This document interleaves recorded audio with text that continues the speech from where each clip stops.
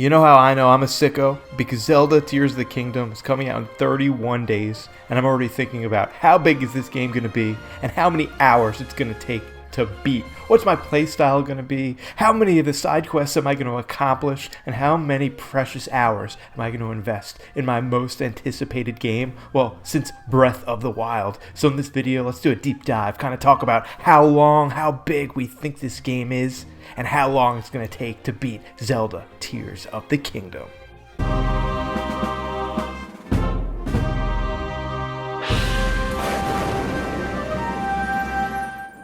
Hey, if you're new to my channel, well, thanks for stopping by, appreciate it. Turbo Jesse here. I talk about all things Zelda, Nintendo, pop culture. I'm going to be covering a lot of Tears of the Kingdom over the next few months and way past the release. Also, cover a lot of Nintendo, mostly Nintendo here, but a lot of other things too. So I definitely appreciate if you hit that old subarino button, hitting an old like button. I am an indie YouTuber, basically means I do everything on my own and don't have that many subs. Well, anyway, let's get right into this video. I think before we could really discuss how big Tears of the Kingdom is going to be, we should take a look back at past Zelda games and kind of see how long they are.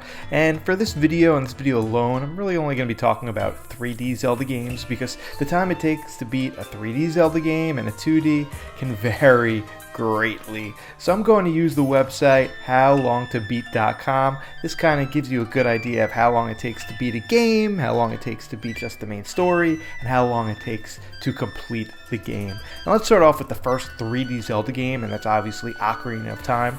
It says right here that you can kind of beat the complete story or the main story in 26 and a half hours, and completion is 39 hours.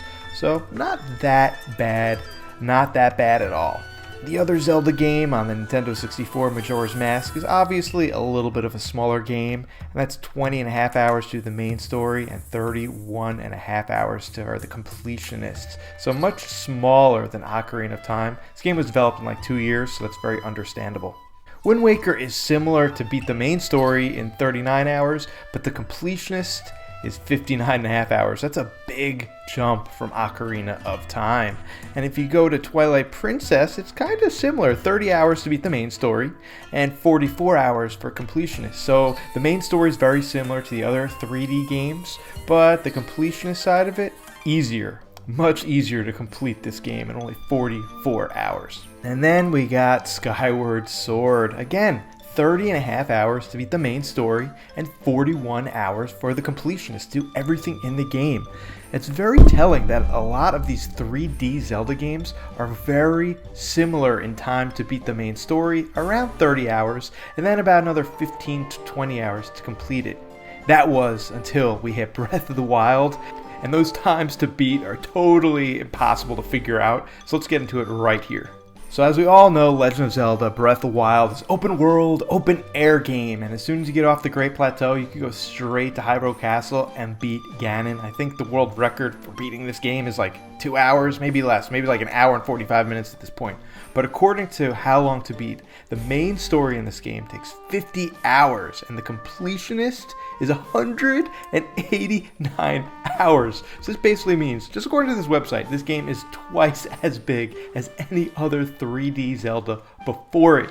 Granted, a lot of people don't invest 50 hours in the main story, because I assume that's assuming, what am I even saying? I think that's assuming that you're getting all 120 shrines. So you're getting all 120 shrines, you're beating the 4 divine beasts, you're going to Ganon, you're whipping his ass, that's 50 hours. I can see that possible. Now, to get to the completionist hourly total of 189, I guess that's doing everything we just spoke about, getting every single Korok seed, going to every single location, doing all the side quests involved. The point of this, Breath of the Wild, as we all know, is a meaty game, and 189 hours to complete, that is massive undertaking for anybody. I don't care if you're unemployed and all you do is play video games all day, every day. 189 hours is a lot of time invested. And hate to break it to you guys, but Zelda Tears of the Kingdom is going to be even bigger. How much bigger or how big Tears of the Kingdom is going to be is, I don't know. How am I supposed to know that? This game is going to take a very long time to beat. So there's a few different strategies in my head of different people, or different types of people that are going to be like playing this game. First, we have the normies, right? These normies come, they see a Zelda game out, say, hey, I'll pick this up. I didn't even know this game was coming out. Oh, goody, goody boo-doo. And they pick it up, they play it for 3-4 hours, say, oh, this game's pretty fun.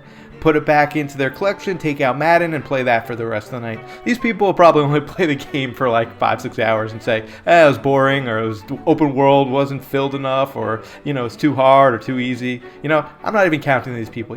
I added these people to this video, but I'm not even considering them. You know what? Scratch them from this video. You're out of here. Let's get on to the real Zelda fans. There's going to be the people that get this game, and on day one, they're just trying to beat it as quickly as possible because they have a lot of other games on the backlog and just another game in their collection.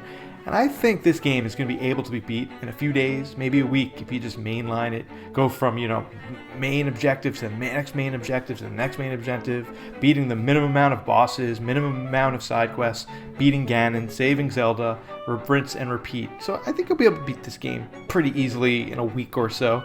Then there's going to be that next group. They, want to play this game for, a few weeks. They're like, hey, it's a new Zelda game. I'm going to take my time and really appreciate it. Invest that 50 hours into the game. Maybe beat it in 2-3 weeks and put it away and say, hey, that was great. Add it to their Zelda collection. And then there's me and the other psychos that are probably watching this video right now. This is the game of the decade for me, right?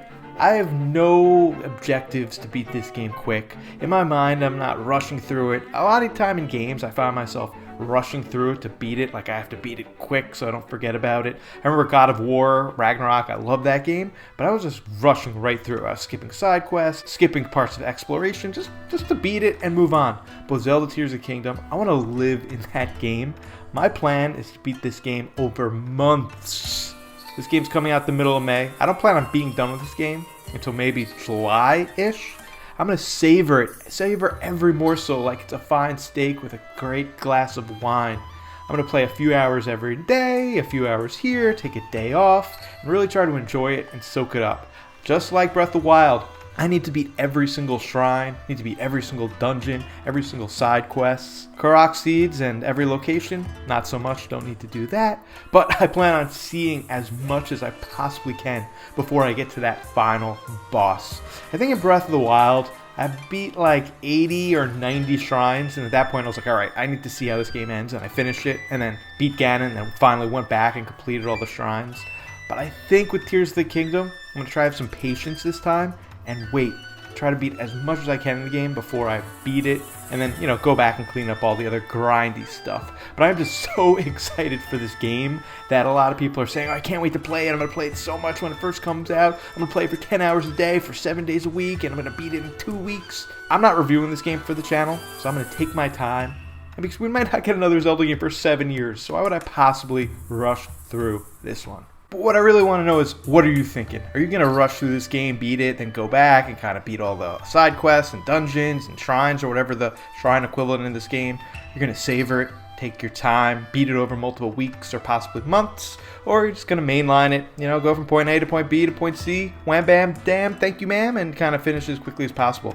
I'm really curious what your strategy for Tears of the Kingdom is and how you're going to kind of play the game and eventually beat the game. Let me know down in the comments section down below. I'm really curious how all your different strategies, how you're going to play this, or ideas of how you're going to play it differ from one another. So let me know what you think in the comments section. I'll be sure to get back to you guys. I get back to every single one of my comments. I really appreciate you watching this video. My channel has had so much growth over the last week. It's really exciting. I'm planning on making a lot more Zelda videos in the weeks ahead, right up into the launch of Tears of the Kingdom, and then way past. So thanks for joining the ride. Guys, I also have a Discord. Link is in the description for that. I have a Twitter, description for that. Definitely think about subscribing, hitting that like button. It really helps the channel.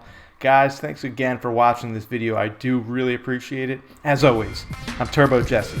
I'll see you on the flip side.